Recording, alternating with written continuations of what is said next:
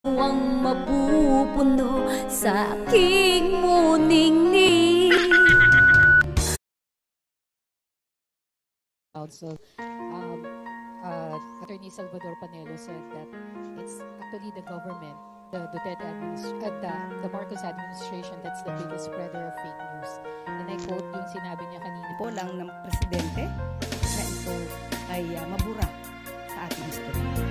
What do you want to tell those universities and foundations? Then, hindi po sila to do that.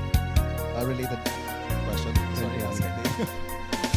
Isn't this Parang di ko yata kaya pag sa buhay ko'y wala ka. Aniin ng kama kung ako'y nag-iisa. Sino aking hihimasin sa gabing walang kasipin? Sino ang mapupuno sa aking muningning?